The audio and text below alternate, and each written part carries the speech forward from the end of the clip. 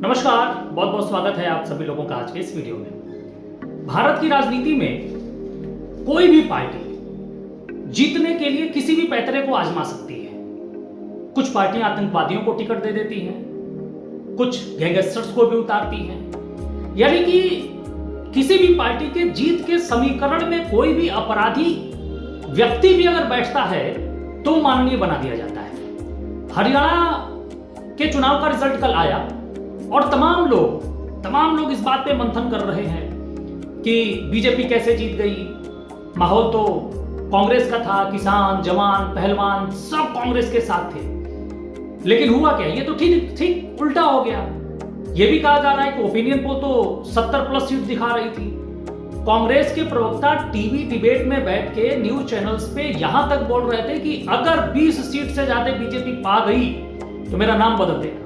तमाम नेता, तमाम ट्विटर्स पे लोग अपनी अपनी दावेदारी ठोक रहे थे कांग्रेस के लिए और बीजेपी के खिलाफ। वहीं बीजेपी वाले भी लगे थे कि तंबू गाड़ देंगे, फाड़ देंगे, लठ गाड़ देंगे।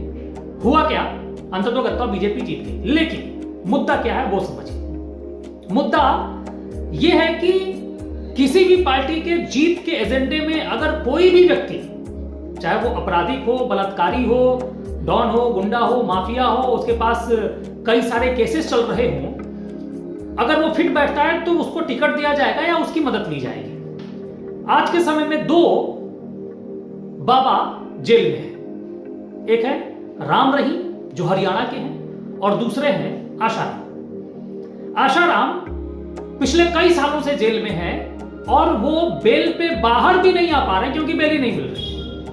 जबकि उनके भक्त ये कहते थे कि 2014 में जब बीजेपी, अमूमन लोग जानते हैं कि ये हिंदू माइंडेड पार्टी है, बीजेपी सत्ता में आएगी तो आसाराम बापू को जेल से बाहर निकाला जाएगा। अब केस उनके ऊपर सही है या गलत है आप बेहतर जानते हैं, उनके ऊपर तमाम फिल्में भी बन चुकी हैं। लेकिन बीजेपी उनके ऊपर तनिक भी इंटरेस्ट नहीं ले रही है, थोड़ी भी रुचि नहीं दिखा रही है।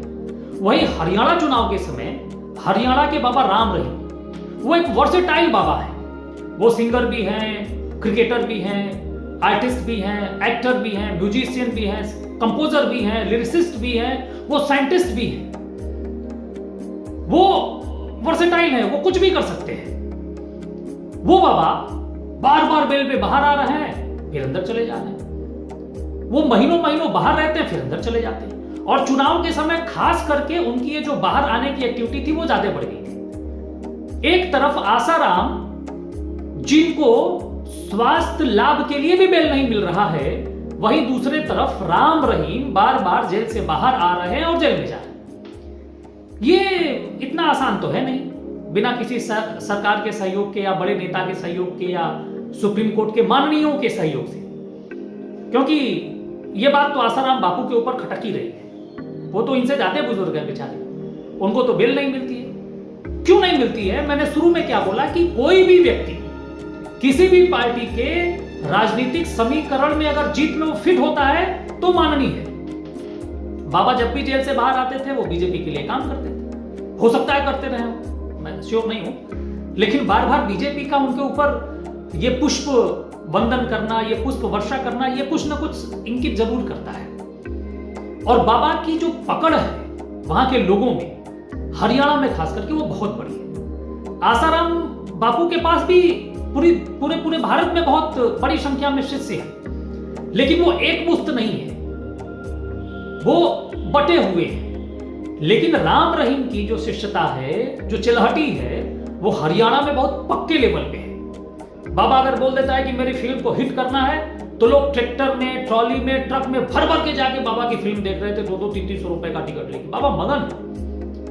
तो मेन जलेबी तो यहां छन गई, जो विपक्ष शायद नहीं समझ पाया। क्योंकि जब ये बार बार आ रहे तो विपक्ष के तमाम नेता आवाज उठा रहे थे कि आखिर राम रहीम बार बार जेल से बाहर क्यों आ रहे। वो इसीलिए आ रहे थे कि नौजवान, किसान, पहलवान सब कांग्रेस के साथ हो।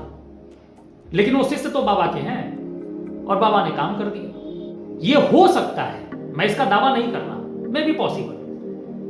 और अंततोगत्वा परिणाम क्या है, यही है। इसलिए आप कुछ भी, बलात्कारी हो, अपराधी हो, आपके ऊपर गैंगस्टर लगा हो, कुछ भी हो, अगर आप एक सीट के लिए भी किसी पार्टी के लिए मुफीद है कि आप इस सीट को जिता सकते हैं, वो पार्टी आपको आंखों पे बिठाएगी और आपका जय जयकार करेगी। मेन मुद्दा तो ये है। और इसी संविधान की चर्चा लोग करते हैं, इसी लोकतंत्र की लोग चर्चा करते हैं सदन में बैठ के।